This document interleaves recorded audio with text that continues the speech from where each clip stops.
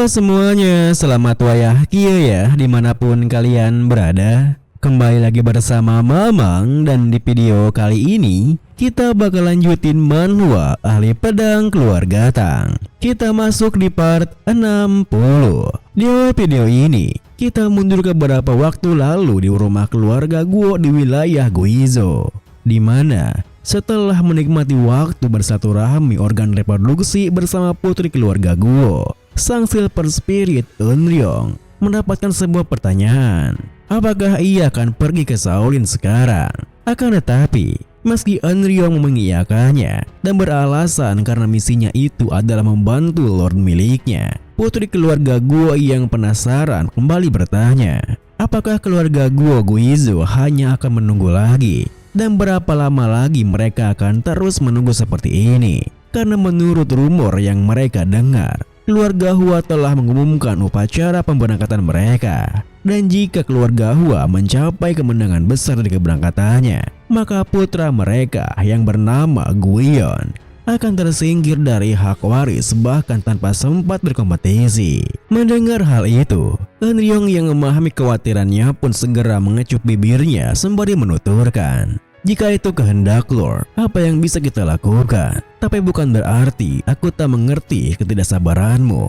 Aku menghargai Yon sebanyak yang kau lakukan. Jadi, tolong bersabar sedikit lagi. Aku pasti akan menemukan cara. Kita kembali ke masa sekarang, di mana Eunryong, sang Silver Spirit yang tengah memimpin pasukannya untuk menjalankan perintah dari master mereka, nampak begitu kegirangan sampai berpikir, si bangsat Golden Spirit itu telah gagah. Berkat itu, aku punya kesempatan. Kerahkan semua pasukan Guizhou untuk menyerang Sichuan dan markas utama Aliansi Raigos. Karena kebanyakan pasukan Aliansi Raigos ada di Gunung Juxian, jadi bala bantuan akan telat datang. Jika kami mengalahkan keluarga Tang, maka posisi Lord selanjutnya akan jadi milik anakku, Yeon. Kita beralih pada kelompok pengungsi yang dikawal oleh sekte Monhua dan Jongnam, di mana Master Haki memutuskan untuk berpencar dengan membawa Master Okyeon, Okyang dan juga Chungmyong untuk menuju ke Gunung Juxian,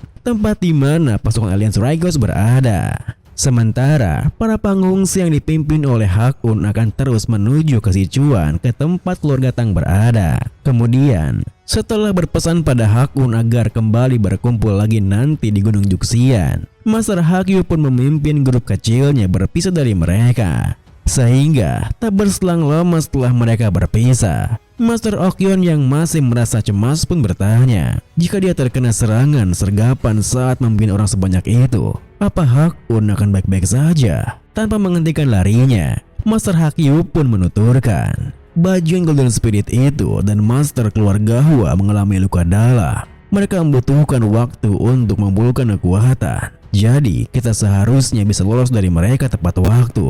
Meski dia bertemu dengan bandit hutan, Hakun bisa. Namun, belum sempat Master Hakyu bisa menyelesaikan kalimatnya, tiba-tiba saja mereka berempat dikejutkan oleh sebuah energi yang merasa begitu menusuk. Bahkan, Master Hakyu yang merasa familiar dengan energi itu pun berpikir, energi ini, apa yang aku rasakan tadi bukanlah imajinasi. Seseorang ada yang mengikuti kami, dan dia sungguh orang yang sangat kuat. Energi demonik ini yang membuat Golden Spirit terasa terlihat seperti mainan. Orang ini adalah Hipan 9 Demon Lord, Yeon Junghyuk. Di tengah ketegangan yang mereka berempat rasakan, Yeon Junghyuk yang telah berdiri tepat tak jauh di depan mereka pun berkata, apa kalian memutuskan untuk bergerak terpisah? Ya, sudah terlambat. Aku bosan menunggu dan hampir tertidur.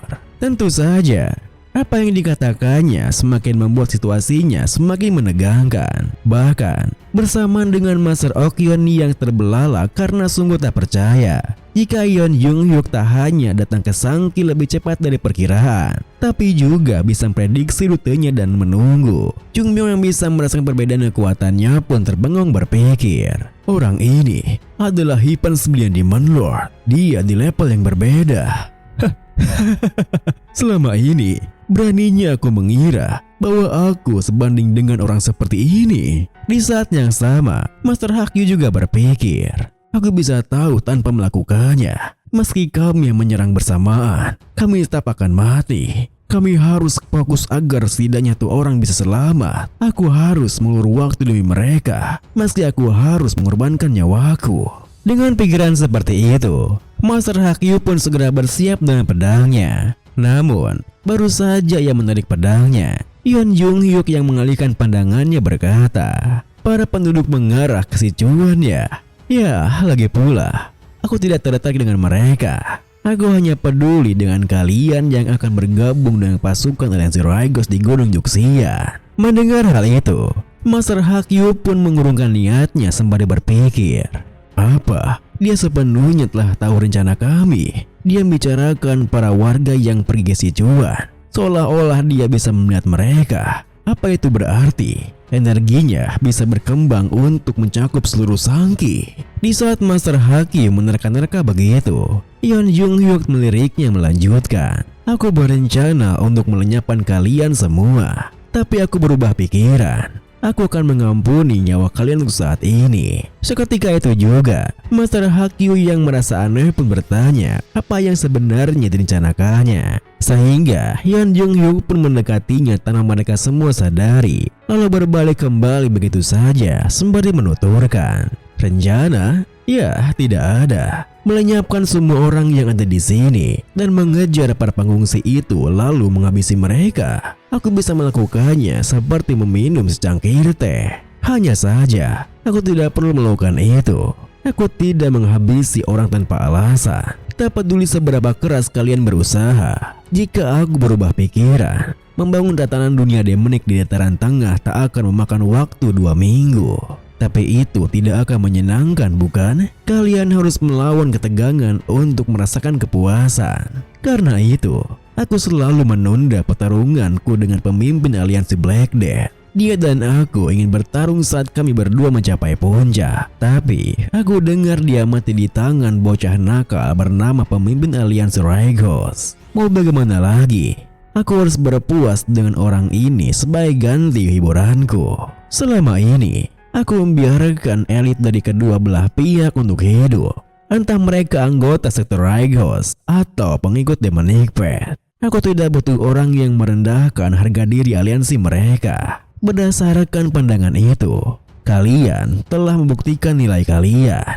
Aku mengampuni kalian. Jadi, janganlah mengambil satu langkah pun dari Sangki. Jika aku melihat pergerakan kalian pergi, aku akan melenyapkan kalian tanpa ampun. Mendengar semua hal itu, bersamaan dengan Master Haki yang merasa jika sepertinya ancamannya itu bukanlah omong kosong, Master Okyon yang tak percaya dengan apa yang harus terjadi pun berkata, "Brengsek, apa dia sungguh mengatakan itu dan pergi? Jadi, kalian tidak akan melakukan apapun sesuai yang dia mau kah? Okya, kau pernah bertemu dengan pemimpin aliansi Raigos dan Hyper 9 Demon Lord. Bagaimana menurutmu? Apakah pemimpin aliansi Raigos punya kesempatan menang melawan Hyper 9 Demon Lord?" Okyang yang mencoba mengatur napasnya pun membalas, "Pemimpin aliansi Raigos itu orang dengan kemampuan yang terlalu sulit untuk diukur. Tapi sepertinya aku tak bisa menjamin kemenangan pemimpin aliansi." Tepat setelah Okyang mengatakan itu, Yeon Jung-hyuk yang awalnya melangkah menjauh dari mereka, tiba-tiba saja berbalik sembari menuturkan, Tunggu, mungkin membiarkan kalian seberempat pergi akan terasa berlebihan. Lagi pula, si bangsat Golden Spirit itu maju dengan sembrono hanya untuk jadi mati di tanganku. Kalau begitu, aku harus menyeimbangkan jumlahnya.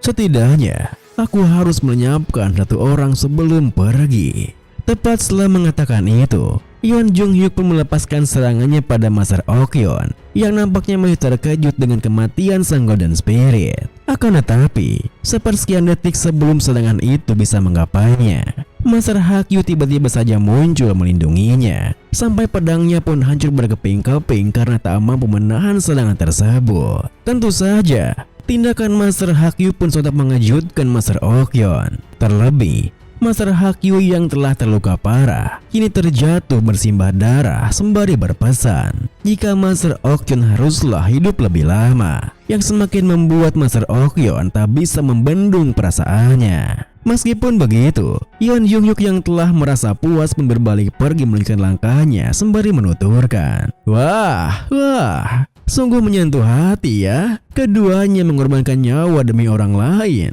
Itu sungguh mengharukan. Ini seharusnya cukup untuk membuat kalian waspada. Jangan pergi dari Sangki dan tunggulah dengan tenang. Videonya pun diakhiri dengan bersama dengan Ok-yang dan Chung-myung yang mengalihkan pandangannya karena mereka tak tahu harus berbuat apa. Master Ok-yeon yang hatinya telah dipenuhi kesedihan sekaligus kemarahan ketika memangku Master Hak-yu yang sekarat pun berkata, Hak-yu, kenapa? Kenapa kau melakukan itu? Aku bahkan belum menjawab permohonan maafmu. Apa yang harus kulakukan jika kau pergi seperti ini? Padahal kita akhirnya bisa membuka kedua hati kita. Aku tidak terima ini. Aku pasti akan membunuhmu. Hiper 9 di Manglor.